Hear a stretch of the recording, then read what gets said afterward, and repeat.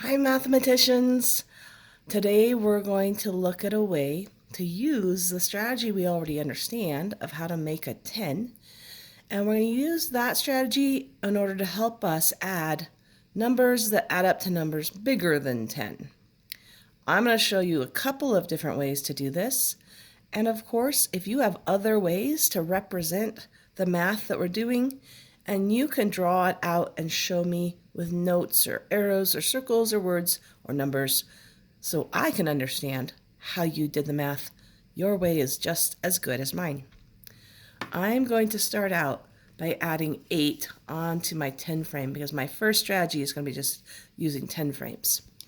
I'm going to do some X's because I'm not as good at coloring as some people, so I'm just going to do that as fast for me, and it won't be as messy when I'm doing it fast. So I have 5, 6, 7, 8 on my 10 frame.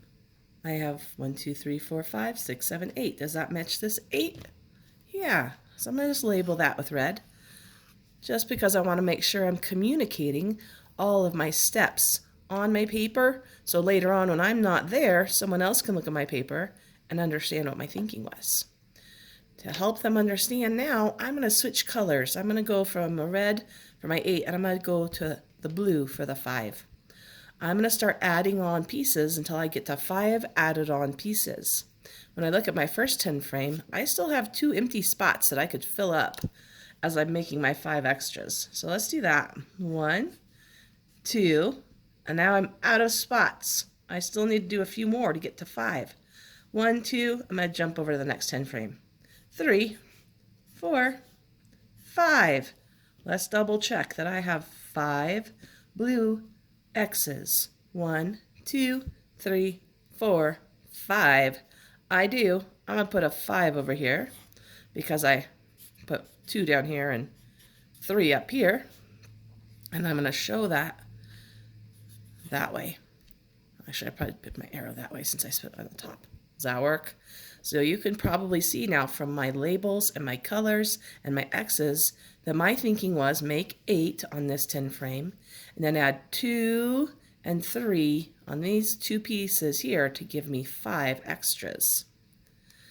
Now, when I look at what I just did, I see that I started out with 8 plus 5, and now what I have if I look at my 2 10 frames is I have a full 10 frame. I know that equals 10. And I have a 10 frame with 3 extras, so I know that means I have to add on 3 more.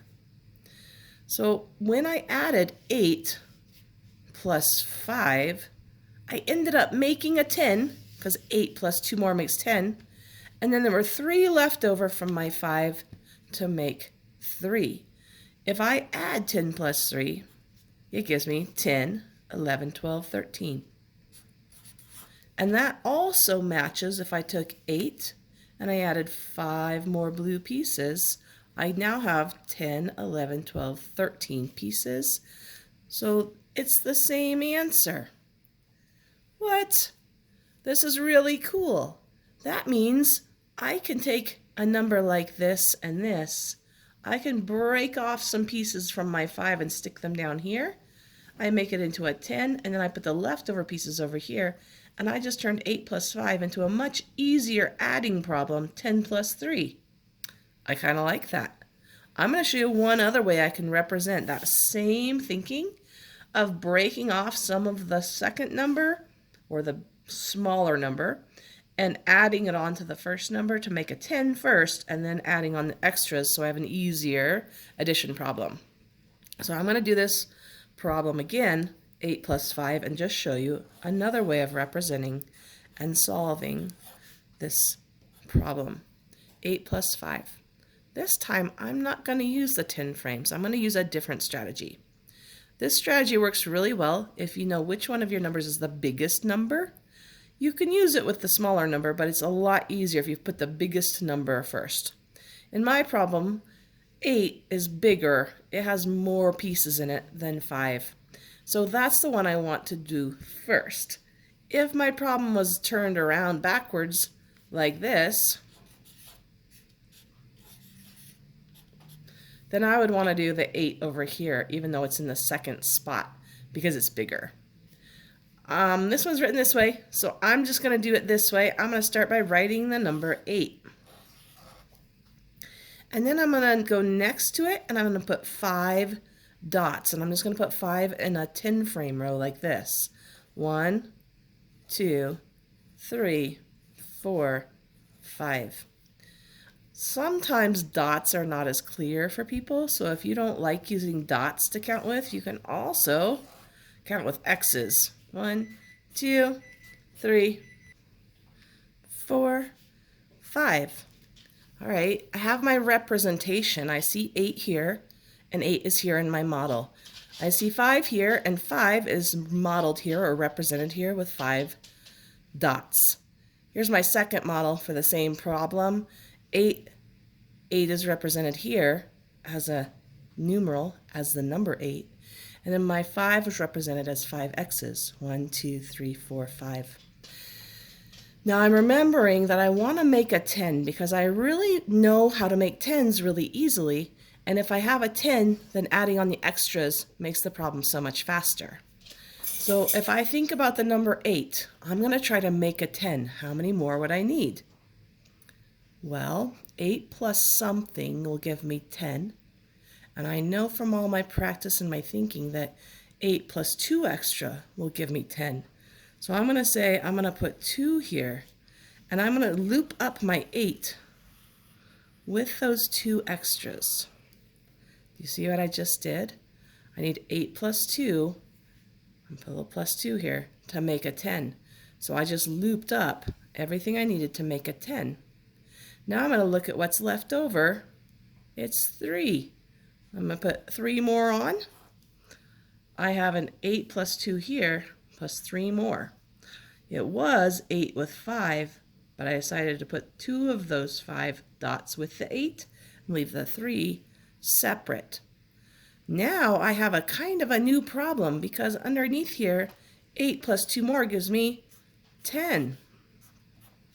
3 extras gives me 3. So I can solve this problem, 13, and I know that it's exactly the same as this problem, 8 plus 5, because none of the pieces went anywhere.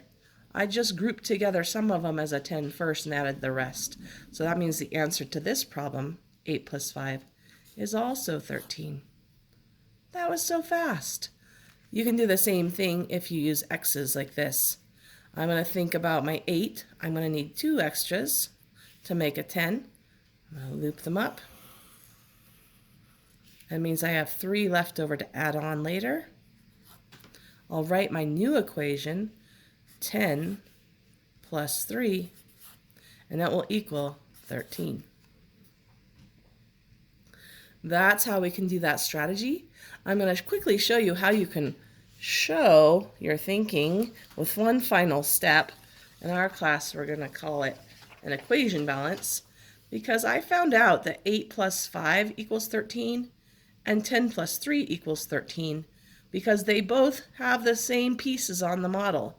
I just changed how I grouped the pieces together. So I can show that with equations in this way. I can say 8 plus 5 equals or is the same as, because the equal sign means the same amount as. I don't know why we're going fuzzy here. There we go. And then I can say it's 10 plus 3 because I proved on both of my models that if I put an 8 plus 5 more, that it's really the same as saying I have 10 plus 3 more, just by grouping them together differently. 8 plus 5 more is really the same as 10 plus 3 more, just by grouping them together differently. So when I write this way in math language, I'm saying that when I put 8 plus 5 together on a model, I have the same thing as 10 plus 3 on a model.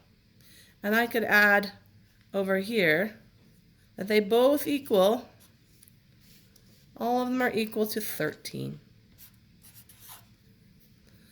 So what I'm telling you is like this is like a teeter-totter.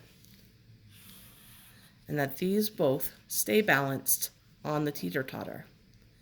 They both have the value, when I count all of their pieces together, of 13. And that's a great way to learn how to add some larger one-digit numbers by grouping together part of the second number or part of the smaller number with the bigger number to make 10, and then just adding on the extras. That's it, mathematicians. Have a good time exploring, making a 10, and then adding on the extras. I bet you could come up with a really creative strategy to represent this idea that's different from both of mine. Have fun playing with your mathematicians. I'll see you next time.